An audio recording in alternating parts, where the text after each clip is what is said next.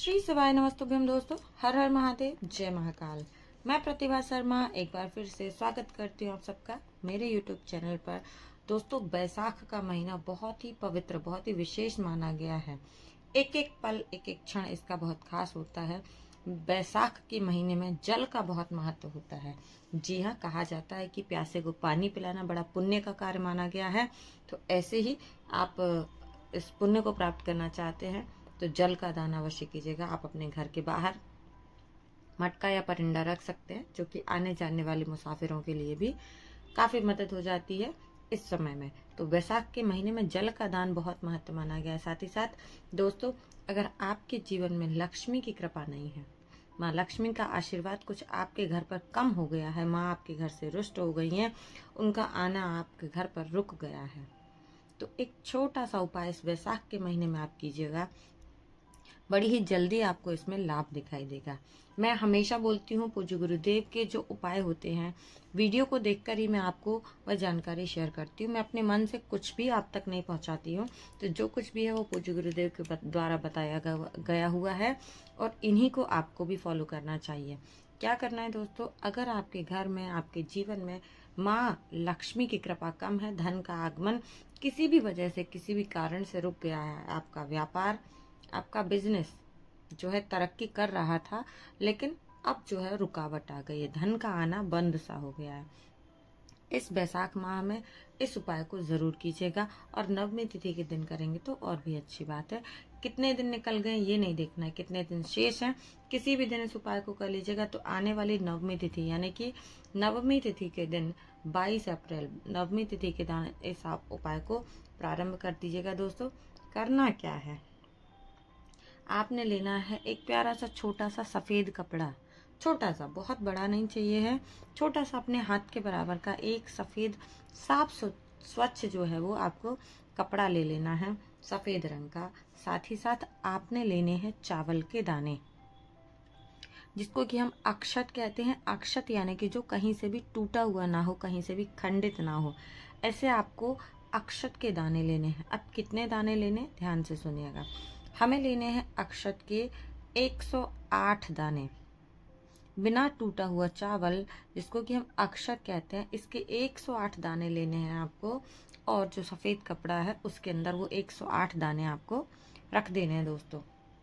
साथ ही साथ एक सफेद पुष्प लेना है, कोई भी सफेद फूल जो महादेव के ऊपर समर्पित किया जाने वाला है, वो एक सफेद पुष्प आपने ले लेना है। और पूज्य गुरुदेव ने यहाँ तक कहा है कि अगर आपको पुष्प ना मिले, अगर आपको पुष्प प्राप्त नहीं हो सकता है, तो आप उसकी जगह पर एक और चावल का दाना भी रख सकते हैं। यानी कि 108 चावल के दाने आपको गिनकर रखने हैं और अगर पुष्प ना मिले तो 108 के बाद एक दाना और आपको उसमें रख देना है। इतना करने के बाद इस चावल की आप बना लीजिएगा दोस्तों पोटली। और पोटली बनाने के बाद जो स्थान आपके घर में जल का है, जहाँ पर कि आप पानी रखते हैं, उस जल के स्थान पर है, किसी के घर में कुआं बावड़ी है तो वो भी उसके घर में जल का स्थान है। कई बार लोग बोरिंग, जहाँ आपकी मशीन होती है, वो भी आपका जल का स्रोत है, तो उस स्थान पर भी आप इस उपाय को कर सकते हैं। तो आपने घर का जो मटका परिंदा है उस स्थान पर आपको इस जो आपने पोटली बनाई है कटोरी में रख करके आपको वहां रख देना है, ठीक है। और 3 दिन तक इसको आपको वहां रखे रहने देना है।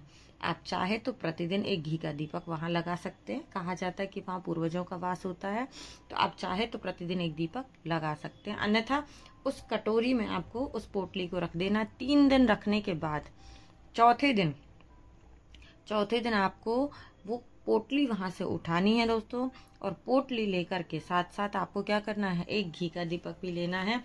पोटली और घी का दीपक, साथ में आप अपनी श्रद्धा अनुसार कोई जो दक्षिणा देना चाहते हैं वो लेकर के आप पहुंच जाइए। कहाँ पर, महादेव के मंदिर में, शिवलिंग के समक्ष। तो आपने वो जो दीपक है, घी का दीपक, वो महादेव के समक्ष प्रज्वलित करना है, महादेव की आरती करनी है, प्रार्थना करनी है उनसे। और जो आप वो पोटली लेकर के गए हैं, कुछ दक्षिणा स्वरूप जो आपने धन लिया है, ये लेकर के आपको वहां पर जो ब्राह्मण देवता है उनको दान दे देना है। कभी कभी ऐसा होता है कि कुछ ब्राह्मण नहीं लेते हैं, तो अगर आपको ब्राह्मण नहीं मिलते हैं या आप ब्राह्मण इस दान को स्वीकार नहीं करते हैं, तो आप किसी भी जो सौभाग्यवती स्त्री होती हैं, महिलाएं, बुजुर्ग महिलाएं जो होती हैं, आप उनको भी इसका दान कर सकते हैं दोस्तों। और यकीन मानिए कि आपके घर में माँ लक्ष्मी की कृपा जरूर होगी, धन की वर्षा जरूर होगी। मित्रों, जितनी भी जानकारी मैं आप सबके साथ शेयर करती हुई, सारे उपाय जो है वो पूज्य गुरु जी के द्वारा बताए जाते हैं।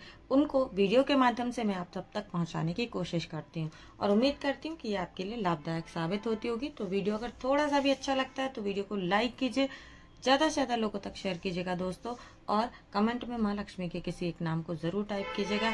आप सबका सहयोग, आप सबका सपोर्ट ऐसे ही मिलता रहे।